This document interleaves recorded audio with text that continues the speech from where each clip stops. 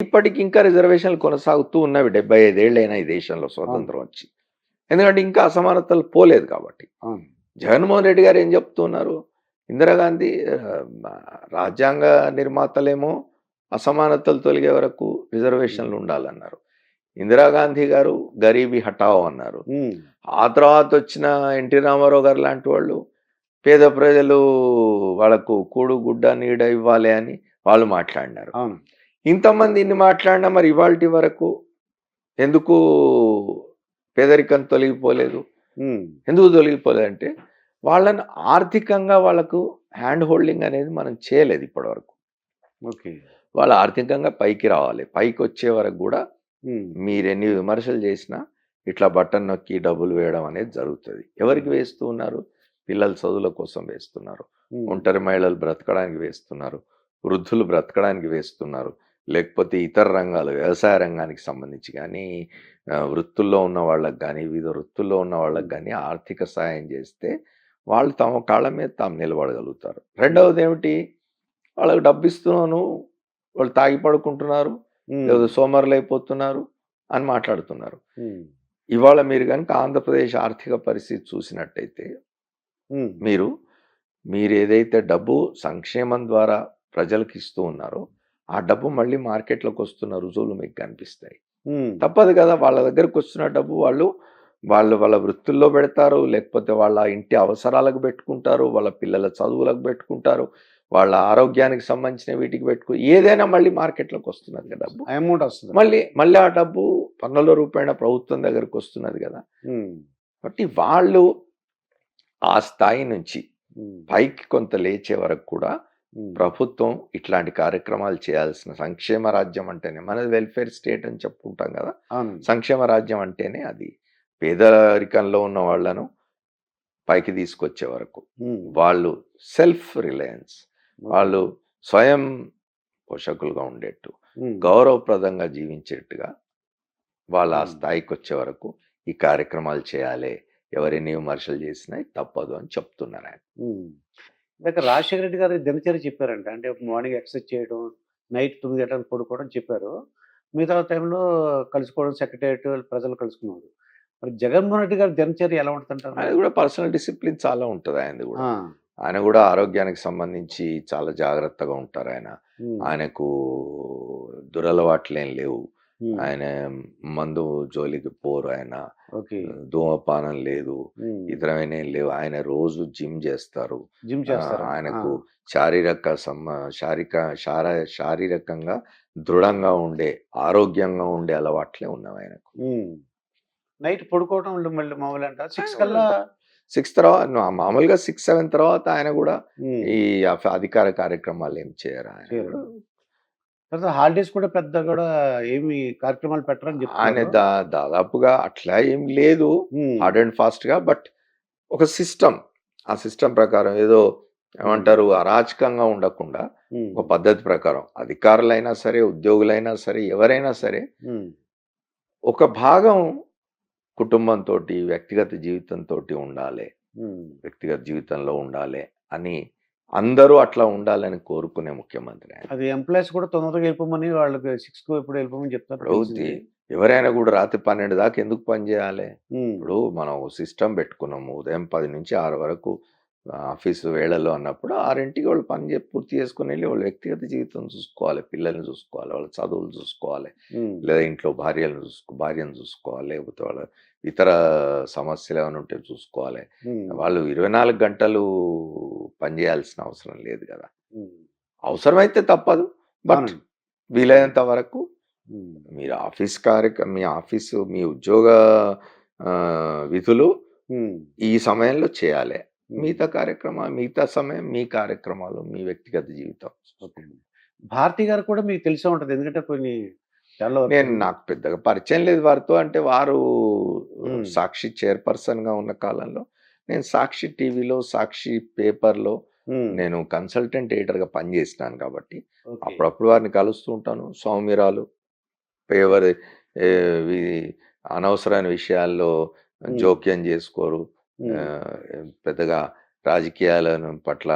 రాజకీయాల్లో జోక్యం చేసుకోవడం గానీ, లేదా ప్రభుత్వంలో జోక్యం చేసుకోవడం కానీ ఇట్లాంటివి ఉండవు.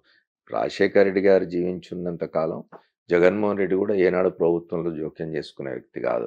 జగన్మోహన్ రెడ్డి ఏనాడు సచివాలయానికి వచ్చిన వ్యక్తి కూడా కాదు. నిజానికి ఆయన హైదరాబాద్లోనే లేడు ఎప్పుడు. ఆయన ఏదో తన వ్యాపార వ్యవహారాలు చూసుకుంటూ బెంగళూరులో అక్కడ ఉండేవాడు కానీ ఆయన ఏనాడు ప్రభుత్వ విషయాలు జోక్యం చేసి ఆయనే కాదు, ఆయన కుటుంబంలో వాళ్ళ రాజశేఖర రెడ్డి గారి శ్రీమతి విజయమ్మ గారు కానీ, రాజశేఖర రెడ్డి గారి కూతురు షర్మిల కానీ, ఇతరులు కానీ ఎవరు ప్రభుత్వంలో జోక్యం చేసుకున్న దాఖలాలు ఎక్కడ ఎవరు ఆ మాట అనే ఇదైతే లేదు. భారతి గారైనా అంతే, ఆమె వాళ్ళకి సంబంధించిన కుటుంబ వ్యాపారాలు ఏమైనా ఉంటావేమో చూస్తూ ఉంటారేమో కానీ ఆమె నాడు ప్రభుత్వంలో జోక్యం చేసుకున్నది, రాజకీయాల్లో జోక్యం చేసుకున్నది లేదు. సరే గిట్టని వాళ్ళు బయట ఇవాళ మన మీడియాకు చాలా స్వేచ్ఛ, అపరిమితమైన స్వేచ్ఛ కదా, ఇష్టారీతిగా మాట్లాడుతూ ఉంటారు. అయితే మీరు ఇందాక చెప్పారు షర్మిల గారు అంటే విజయమ్మ గారు ఇప్పుడు కొద్దిగా జగన్మోహన్ రెడ్డి గారికి ఉన్న రిలేషన్ ఎలా ఉందంటారు? ఇప్పుడు వ్యక్తిగత సంబంధాల గురించి మనకేం తెలుసు, కుటుంబంలో ఏం జరుగుతుందని మనం పోయి చూడం కదా. కానీ ఆమె తన కార్యక్షేత్రం రాజకీయాలు తెలంగాణకు మార్చుకున్నారు. ఆమె తెలంగాణలో తన భవిష్యత్తును వెతుక్కుంటున్నారు. తెలంగాణలో ఒక పార్టీ పెట్టుకున్నారు. ఆ పార్టీ తరఫున రేపు వచ్చే నెల జరగబోయే ఎన్నికల్లో మొత్తం 119 స్థానాల్లో పోటీ చేస్తామని చెప్పి చెప్తూ ఉన్నారు. పాదయాత్ర చేసినారు తెలంగాణలో. ఎట్లా ఉంటుందో చూడాలి, మరి ఎక్స్పెరిమెంట్ అది. ఆమె అంటే 40 సంవత్సరాలు జర్నలిస్ట్ గా ఉన్నారు మీరు. అంటే షర్మిల గారి పార్టీ ఎలా ఉండబోతుంది అంటారు? ఏమైనా ఐడియా ఉందా మీకు? కష్టం అండి తెలంగాణలో ఇవాళ ఉన్న పరిస్థితుల్లో. తెలంగాణ రాష్ట్ర సమితి ఏదైతే ఉందో, తెలంగాణ రాష్ట్ర సాధన కోసం జరిగిన ఉద్యమంలో అగ్రభాగాన నిలిచిన రాజకీయ పక్షం అది. అప్పుడు ఉద్యమ సంస్థ అయినా తర్వాత అది ఫక్త్ రాజకీయ పార్టీగా మార్చుకున్నాం మేమని ముఖ్యమంత్రి చంద్రశేఖరరావు గారు చెప్పినారు చాలా సందర్భాల్లో. అది ఇప్పుడు అదొక రాజకీయ పక్షం, తెలంగాణ రాష్ట్ర సాధన కోసం ఉద్యమం చేసిన రాజకీయ పక్షం కాబట్టి ఆ మేరకు దానికి ఉండే ప్రజాదరణ దానికి ఉంటుంది. అయితే 2 పర్యాయాలు ప్రభుత్వంలో ఉన్న తర్వాత ఏ రాజకీయ పక్షం పట్లైనా కొంత వ్యతిరేకత పెరుగుతుంది జనంలో. అది కార్యక్రమాలు అమలు చేసిన క్రమంలో కావచ్చు, లేదా ప్రజల్లో 2 సార్లు చూసినామని ఒక ఇది రావడం వల్ల కావచ్చు, కొంత వ్యతిరేకత పెరగవచ్చు.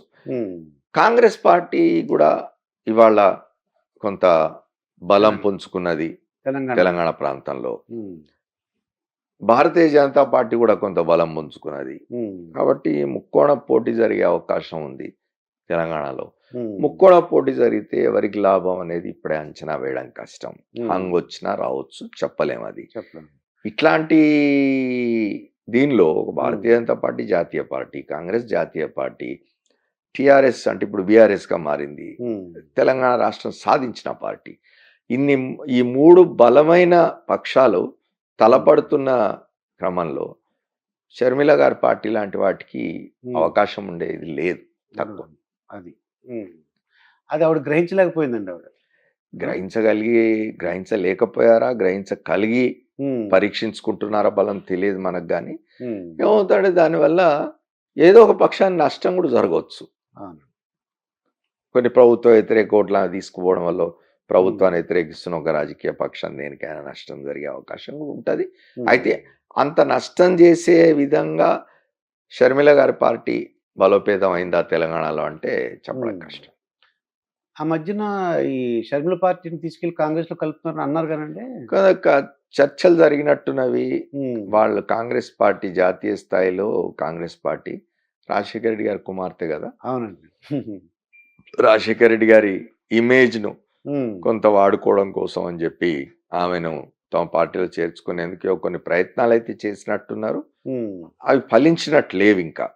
కాబట్టి ఆమె ఇప్పుడు తెలంగాణలో సొంతంగా తను బరిలోకి దిగుతున్నారు. కాంగ్రెస్ పార్టీతో కలిసి కాకుండా సొంతంగా బరిలోకి దిగుతున్నారు.